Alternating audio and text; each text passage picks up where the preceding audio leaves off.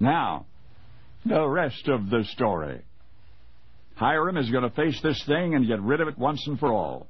This aversion about which he has been so self-conscious for so many years, this embarrassing disinclination which has made him the butt of so many scornful jokes. So he has a gun now, and he's headed down to the creek, and he is prepared to kill. He has not killed anything yet. Not ever. Never wanted to. In fact, the thought has always rather horrified him. But Hiram is tired of being made to feel less than a man, so he and a friend have decided to go hunting. Ben, his companion, says, "You sure you want to do this?" Yes, he is sure. They're going to go out, shoot some turkeys, bring them back, and finally folks are going to stop casting those disparaging glances. His unwillingness to harm animals and his uneasiness around firearms earned him a nickname when he was a boy. Useless was the name hometowners called him. Anyway, Useless, alias Hiram, now 23, was still stinging from the derision he had suffered in his youth and since. But before the sun set that day, he vowed, his reputation would be reinvented, his suffering would be ended at last. He and Ben had just reached the edge of the woods when they heard the flutter of wings. Hiram looked up in time to see 2 and then 3 wild turkeys flying overhead. They flew so close it seemed that he could reach up and touch them as they passed. And then Hiram's mouth fell open in wonder. The fluttering became a muffled rumbling, and momentarily the sky was filled with turkeys. Filled with wild turkeys, 12 and then 24, then 30 and more. Hiram had been told that flock after flock lived along the streams in those parts among the nut trees, and yet, until he had seen them for himself, he could never have imagined the thrill of their company. It was not until the last bird had disappeared in the distance that Hiram realized his shotgun was still on his shoulder. Not once as they cruised by had it even occurred to him to use that shotgun. A subsequent entry in Hiram's diary reads, quote, "When I had time to reflect on the matter, I came to the conclusion that as a sportsman I was a failure." And he left it at that for the rest of his life. Yes, Hiram was an incurably gentle man. In fact, you could see it in his relationships with animals, later on with his own children. You could see it in his disdain for off-color stories and his inability to exclaim anything more harsh than the expression, "doggone it." The only place you can't see it is on the pages of history, for thereupon is described a military genius, which he was, utterly courageous, which he was, the 18th president, which he became. Only today you've met the boy nicknamed Useless, the gentle soul who shunned the slaughter of the innocent, a young man from Point Pleasant, Ohio, named Hiram Ulysses Simpson Grant. General Ulysses Grant. Only now you know the rest of the story. And now the rest of the story. Useless. You know, kids can be so cruel. And I guess kids have always been cruel. But I bet that kid who rearranged the letters of Ulysses and dropped the Y to come up with the Useless nickname, I bet he was proud of that one. I also bet no one remembers his name, but we all remember Grant's name. Ulysses Grant was successful at being a soldier. His presidency was lackluster. As a private citizen, however, Grant really struggled. Maybe being a soldier was just in his blood. Grant's great-grandfather fought in the French and Indian War. His grandfather Noah fought at Bunker Hill during the American Revolution. Grant himself served during the Mexican-American War and, of course, the Civil War. Grant's father, Jesse, married Hannah Simpson in June of 1821. In April 1822, they had their first child. They named him Hiram Ulysses Grant. His first name, Hiram, was to honor Hannah's father, Hiram Simpson. Jesse and Hannah had a difficult time settling on a middle name for Grant, so, as the story goes, they put names in a hat and drew out one. The name they pulled out was Ulysses. In 1839, Grant went to West Point against his will.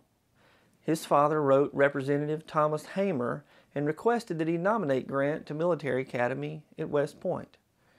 Hamer was unfamiliar with Grant and filed the paperwork under the name U.S. Grant.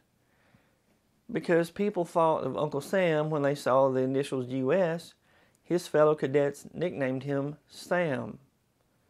Sam was a much better nickname than Useless. Grant was unenthusiastic about his military training at first, but eventually wrote, "On the whole, I like this place very much. There is much to dislike, but more to like." In his memoirs, Grant said that leaving the presidency and leaving the academy were among the happiest days of his life. Grant graduated in the lower half of his class. He initially planned to only serve one 4-year term, then begin a teaching career, but we all know plans change.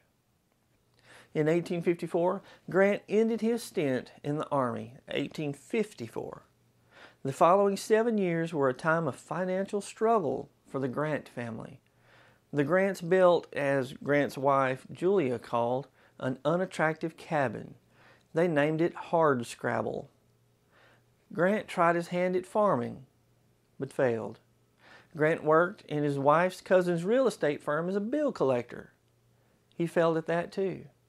It seemed that everything he tried to do to earn a living failed. It appeared that his childhood nickname, Useless, was more than just the taunts of cruel children.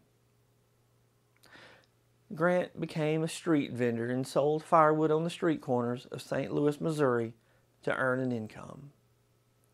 Let's jump ahead a moment here. When Grant was elected president, the people expected him to lead the country in the same manner that he led his men during the Civil War. But being president was much different than being the commanding general of the Army. As commanding general of the Army, his objective was crystal clear. In February of 1862, his soldiers took Fort Henry and attacked Fort Donelson. When the Confederate commander asked for terms, Grant sternly replied, "No terms except an unconditional and immediate surrender can be accepted." Now, when Confederate General Robert E. Lee surrendered at Appomattox Courthouse, Grant wrote generous terms of surrender which prevented trials for treason.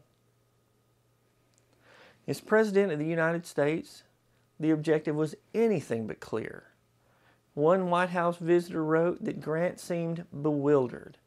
He noted a puzzled pathos as of a man with a problem before him of which he does not understand the terms. When his term as president had come to an end, Grant said he was never so happy in my life. Following his presidency, Grant and 2 other investors chartered the Mexican Southern Railroad, which required a free trade treaty with Mexico.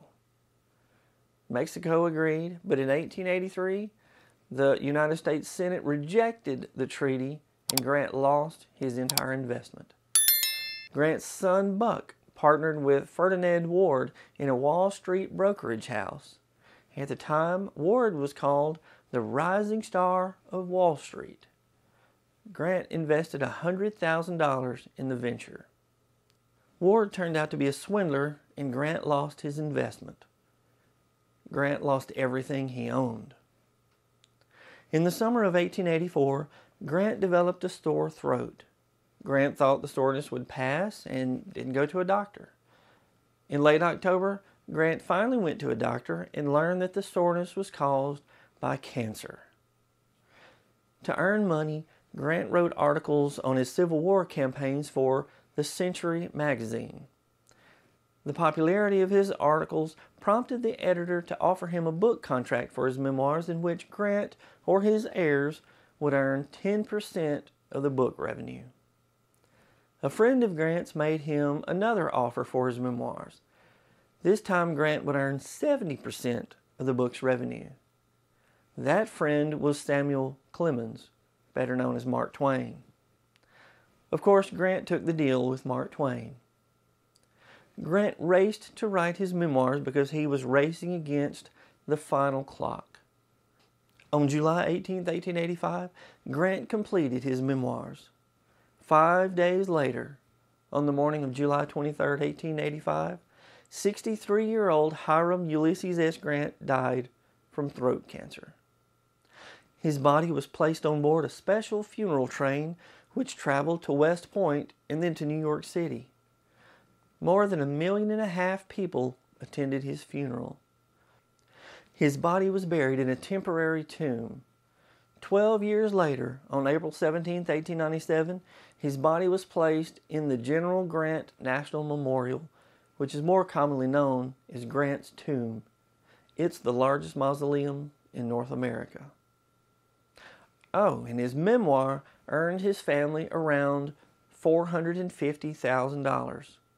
Adjusted for inflation, that would be about $14,700,000 in today's money. Hiram Ulysses S. Grant can be called a lot of things, but useless should not be among them. I'm Brad Dison. Thanks for watching. And as Paul Harvey would say, good day.